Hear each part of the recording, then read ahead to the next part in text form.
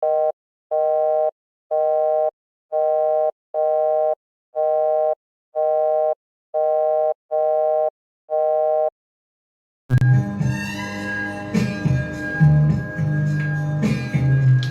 buging handumanan, uban sa mga awit.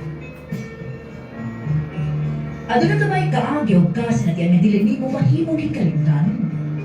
Kaagi sa kasa. Kapakiyasan o kabarutan nga hangtod karon, buhi pa o nagsamok sa imong panunduman. Kasinatiyan sa kalipay kalampusan o kadaugan, nga kapanaminan, nakuhan o pagtulunan. Dan, suota ka ng akong mga pinangga, o ipadangan din sa atong tuymanon. Mga buhing handumanan, uban sa mga awit.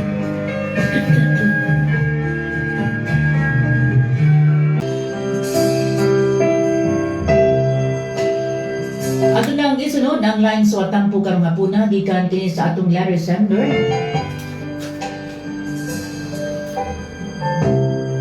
Tamadod pa kuhaon ba nila ang akong anak? Murag nautan na siya makuha ba daw kuno nila ang iyang anak. Ato maminaw nagaagi ni Eddie gikan usab sa lalawigan sa Negros Oriental.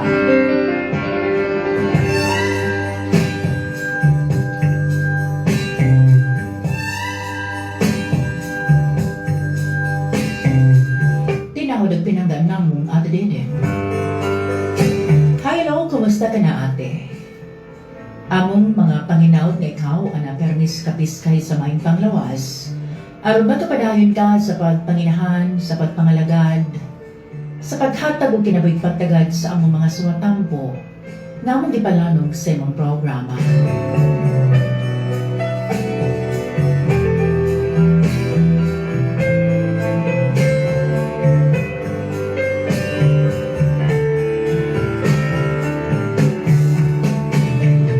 Itago lang ko sa pangalang Eddie.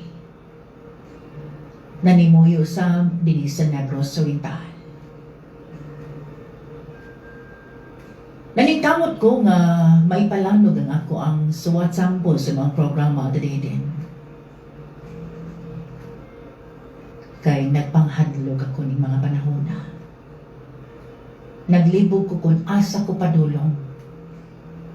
Aron doon ay makagiya ka na ako ate. Problema ni kabahin sa akong ex, inahan sa akong anak. Usa ko ka single father at din. Nagpuyo kauban sa akong anak. Uban sa akong pamilya.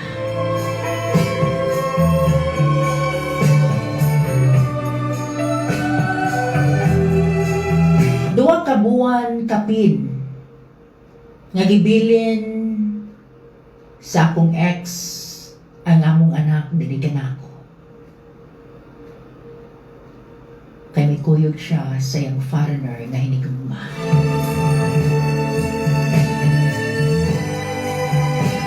Kay sumama pa sa akong ex wa siya'y hayag nga kaugmaon dili kanako adidin.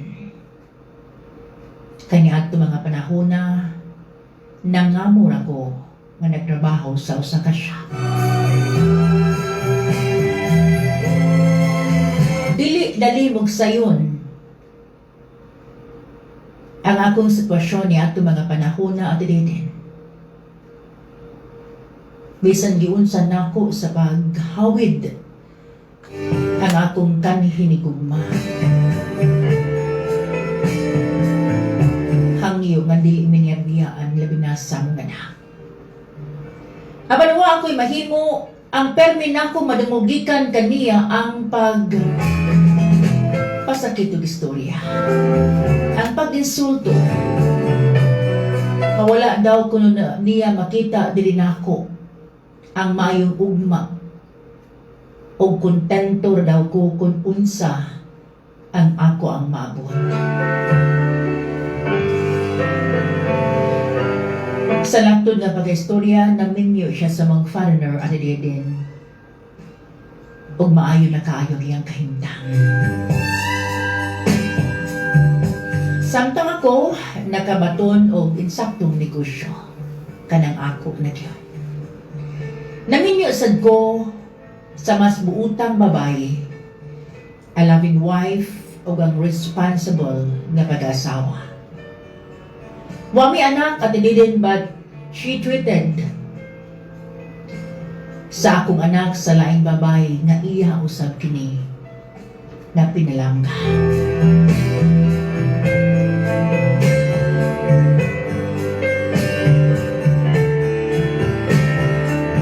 Linaw na among pagpuyuban sa akong asawag sa among anak at didin.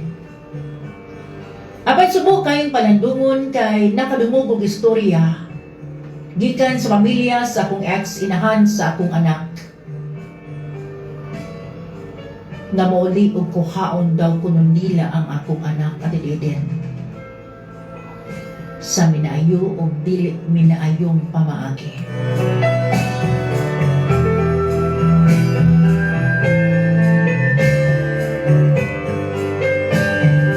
Di kagul baya na ako at didin. Kay lisod kaayo nga nga maadto ang maong anak nako sa ginahan. Nga maoy nagahatag ka na akong inspirasyon nga magpatabuhi nga malingkamot. Bisan sa kalisod sa akong sitwasyon kaniadto ate. Nga himong inahan na imong amahan o karon sayon-sayon na sa pagkuha ang akong anak sa iyang inahan. Unya, kinirabang among anak, 6 years old pa. Di ba kini ang age nga adman sa mama ate? Mao kini ang naka-problema na ako karon. Apektado ang among kaminyoon sa akong asawa. Kay mamahal usab niya ang akong anak sa laing babae. Unsa may angay na kung pagabuhaton nining akong sitwasyon sa pagkakaroon na didin. Love kaayo niya mo ang among anak. Apan kuhaon man sa iyang mama. Mao kini akong suwatampo karon nga po na daghan kay salamat kanimo ate. Magpaabot ko sa iyong mga tambag ning akong problema karon. Anhid ako kutob kining tanan na di ka ni Eddie sa Negros Oriental.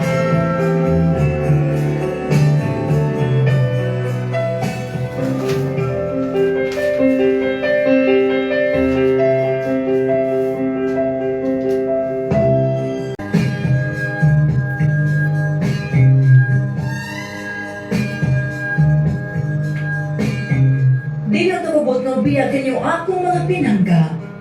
Apan sama sa dagat na rin pagkaubog pagkunas man, o ang adlaw o rin pagsilang o pagsalo. Kini ang yung boss nga alaga kinahan higala sa kanginan nga si Ate Didin Gatchayan. Manamilit ang magaingon. Daganting salamat sa inyong pagpaminaw.